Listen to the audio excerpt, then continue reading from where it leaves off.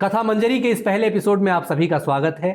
मेरा नाम है रोहित पांडे, आप देख रहे हैं ऑफ इंडिया। इस श्रृंखला की पहली कहानी में हम जानेंगे एक ऐसी घटना के बारे में, एक ऐसी कहानी के बारे में जिसमें पहली बार किसी मुगल सुल्तान की बेटी किसी गैर मुगल से, किसी ब्राह्मण से ब्याही थी। इस घटना का जिक्र प्रेम लहरी पुस्तक में है, जिसके लेखक हैं पंडित त्रिलोकनाथ पांडे।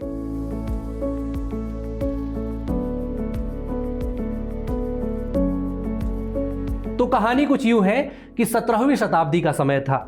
भारत के दक्षिणी हिस्से में गोदावरी के तट पे एक छोटा सा राज्य था, जिसके राजा थे महाराजा चंद्रदेव, और उनकी एक छोटी सी राज्यसभा थी। लेकिन उस राज्यसभा का गौरव थे पंडित जगन्नाथ शास्त्री, साहित्य के प्रकांड विद्वान, दर्शन शास्त्र के अद्भुत ज्ञाता।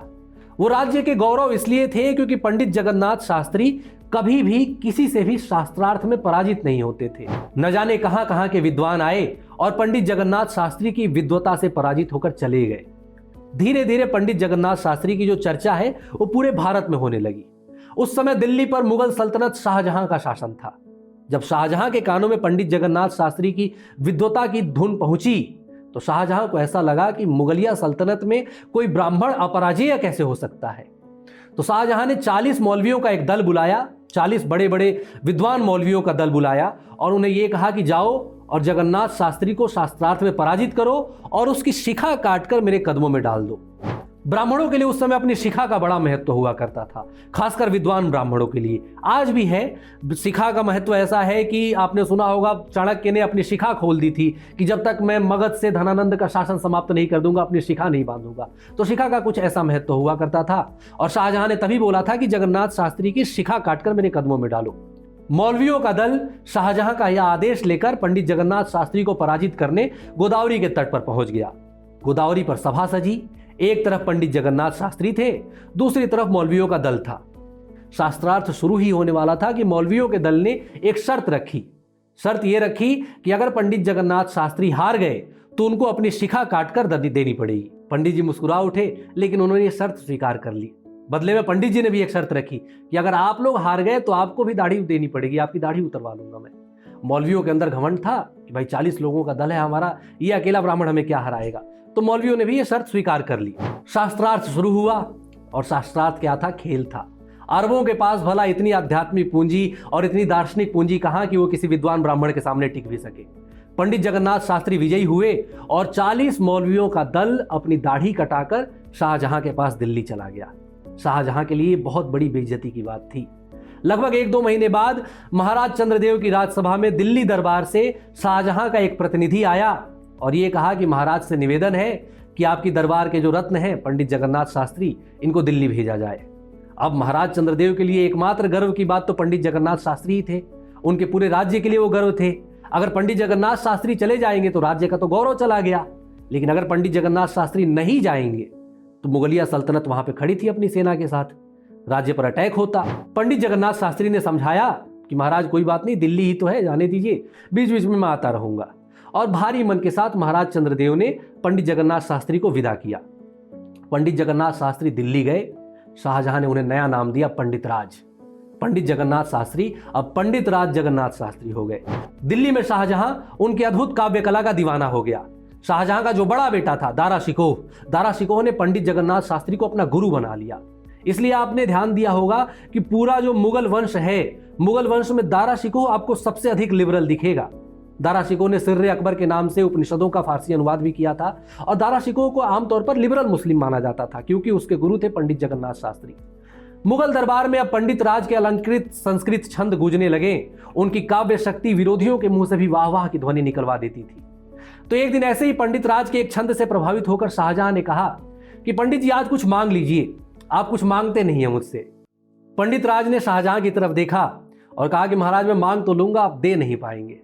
शाहजहां ने कहा कि ऐसी कौन सी चीज है दुनिया में जो मुगल सुल्तान नहीं दे सकता, आप मांग के तो देखिए, जवान है।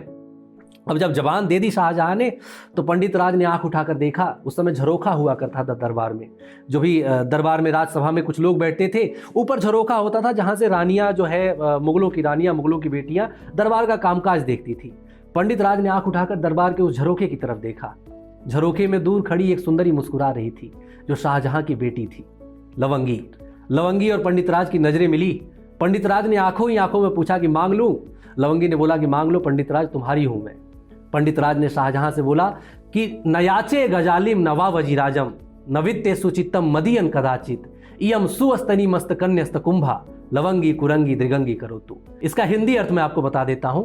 नयाचे गजालिम नवा वजीराजम, यानी कि ना तो मुझे हाथी चाहिए ना मुझे घोड़ा चाहिए, नवित्य सुचित्तम मदीयम कदाचित, और ना ही मेरे मन में वित्त के प्रति, धन के प्रति तनिक भी इच्छा है। शाहजहां का धन भी पंडित राज को नहीं चाहिए था, तो क्या चाहिए था? इयम सुअस्तनी मस्तकन्यस्त कुंभा लवंगी कुरंगी दृगंगी करोतु, यानी कि यह जो लवंगी कन्या है, जो इतनी सुंदर कन्या है, इससे मेरा विवाह करा दीजिए। शाहजहां 1 मिनट के लिए तो ठिठके, लेकिन चूंकि जबान दे चुके थे, अब जबान का मान तो रखना था, तो शाहजहां ने मुस्कुराते हुए कहा, लवंगी तुम्हारी हुई पंडित राज। और यह भारतीय इतिहास की एकमात्र घटना है जब किसी मुगल ने किसी हिंदू को, किसी ब्राह्मण को अपनी कन्या दी थी। लवंगी अब पंडित राज की पत्नी थी। धीरे धीरे समय बीत रहा था। पंडित राज दारा शिकोह के गुरु बने और उनके परम मित्र भी हो गए, लेकिन समय की अपनी गति है। शाहजहां का पराभव हुआ, दारा शिकोह भी एक समय के बाद मारे गए। औरंगजेब का काल आया, पंडित राज दरबार से निकले तो समाज में गए, लेकिन समाज पंडित राज को स्वीकार नहीं कर रहा था। पंडित राज चूंकि लवंगी से शादी की थी उन्होंने, और लवंगी मुगल सुल्तान की बेटी थी, तो एक ब्राह्मण ने एक मुस्लिम से शादी की थी, इसलिए समाज जो है वो ब्राह्मण पंडित राज को स्वीकार नहीं कर रहा था। लेकिन लवंगी ने कहा कि आप पूरी दुनिया से क्यों स्वीकार करवा रहे हैं, आप एक बार बनारस चलिए। अगर एक बार बनारस ने आपको स्वीकार कर लिया तो फिर पूरी दुनिया आपको स्वीकार करेगी। पंडित राज को भी लवंगी का ये तर्क भाया, क्योंकि बनारस उस समय विद्वानों का अड्डा था। और ये बात अभी भी सच है कि बनारस जिसको स्वीकार कर लेता है, पॉलिटिकली भी आप देख लीजिए, बनारस ने जिसको स्वीकार किया वो देश में शीर्ष तक पहुंचा। लेकिन बनारस बनारस है, वो अपने ताव में रहता है। इतनी आसानी से बनारस किसी को स्वीकार नहीं करता है, और यही कारण है कि बनारस आज भी बनारस है। अरबों की तलवारें पहुंची वहां पर और सभ्यता और संस्कृति को खा जाने के लिए पहुंची, लेकिन बनारस उन तमाम प्रहारों को सह लेने के बाद भी 1000 वर्षों से भी अडिग खड़ा हुआ है। बनारस ने भी पंडित राज को स्वीकार नहीं किया। एक स्वर में बनारस ने पंडित राज को अस्वीकार कर दिया कि लवंगी आपकी विद्वता को खा चुकी है, अब आप सम्मान के योग्य नहीं है। पंडित राज चिंतित रहने लगे। बनारस का तिरस्कार उन्हें अंदर ही अंदर तोड़ रहा था, क्योंकि बनारस विद्वानों की भूमि है, और विद्वानों की भूमि पर अगर विद्वान को सम्मान नहीं मिलेगा तो वो अंदर अंदर टूट जाएगा। पंडित राज के साथ भी यही हुआ, वो टूटने लग गए। एक दिन उन्होंने लवंगी से कहा कि गोदावरी चलो लवंगी, गोदावरी मेरी मिट्टी है, वो मेरा तिरस्कार कभी नहीं करेगी, वो मेरा पुराना राज्य है, वो राज्य मुझे जरूर स्वीकारेगा। लवंगी ने कुछ देर सोचा, फिर कहा कि गोदावरी क्यों, बनारस क्यों नहीं, स्वीकार तो बनारस से ही करवाइए पंडित जी। पंडित राज ने थके स्वर में कहा कि अब क्या करूं, किससे कहूं, सबसे कह के तो हार गया, लेकिन बनारस स्वीकार ही नहीं रहा। लवंगी मुस्कुरा उठी। लवंगी ने कहा कि जिससे कहना चाहिए उससे तो आप कहीं नहीं रहे, गंगा से कहिए, गंगा किसी का तिरस्कार नहीं करती। अगर गंगा ने स्वीकार कर लिया तो समझिए भगवान शिव ने स्वीकार कर लिया, और भगवान शिव ने स्वीकार कर लिया तो बनारस क्या चीज है। पंडित राज की आंखें चमक उठी। उन्होंने एक बार पुनः लवंगी की आंखों में झांका और उसके बाद कहा कि ठीक है, चलो अब काशी से स्वीकार करवाएंगे, मां गंगा से स्वीकार करवाएंगे। पंडित राज काशी गए और काशी में जाकर उन्होंने पर्चे बांट दिए। काशी के विद्वत समाज को चुनौती दी कि आओ कल गंगा के तट पर 52 सीढ़ी नीचे बह रही है गंगा, अपने श्लोक से, अपनी चौपाइयों से गंगा को 52 सीढ़ी ऊपर लाके दिखाऊंगा। पंडित राज ने जब ये पर्चे बांटे, जब ये घोषणा की, तो बनारस पल भर को हिल गया था। बनारस ने भले ही पंडित राज को स्वीकार नहीं किया था, लेकिन बनारस जानता था कि पंडित राज की विद्वता पर संदेह नहीं किया जा सकता। पंडित राज के अंदर सामर्थ्य है। अगले दिन बनारस का समस्त विद्वत समाज दशाश्वमेध घाट पर एकत्र हुआ। पंडित राज घाट की सबसे ऊपर की सीढ़ी पर बैठे, उनके बगल साइड, उनके बाएं साइड उनकी पत्नी लवंगी बैठी, और पंडित राज ने गंग लहरी स्रोत का पाठ प्रारंभ किया। गंगा 52 सीढ़ी नीचे बह रही थी। जैसे जैसे पंडित राज एक एक श्लोक पढ़ते जाते, गंगा एक एक सीढ़ी ऊपर आती जाती। बनारस की विद्वता आंख फाड़ कर ये सब कुछ देख रही थी। गंग लहरी के 51 श्लोक पूरे हुए। गंगा 51 सीढ़ी ऊपर उठकर पंडित राज के पैरों को छूने लगी। पंडित राज ने बाएं साइड अपनी पत्नी लवंगी को देखा, लवंगी ने पंडित राज की ओर देखा। पंडित राज ने 52वां श्लोक पढ़ा, गंगा 52 सीढ़ी ऊपर चढ़ी और पंडित राज और लवंगी को गोद में लिए बहा के लेके चली गई। बनारस स्तब्ध खड़ा था, लेकिन गंगा ने पंडित राज को स्वीकार कर लिया था। तट पर बनारस का जो विद्वत समाज खड़ा था, उसने कहा कि क्षमा करना मित्र, तुम्हें हृदय से नहीं लगा पाए, तुम्हें हृदय से लगा लेते तो सौभाग्यशाली समझते, लेकिन धर्म के लिए पंडित राज का बलिदान आवश्यक था। बनारस अगर झुक जाता तो सनातन नहीं बचता।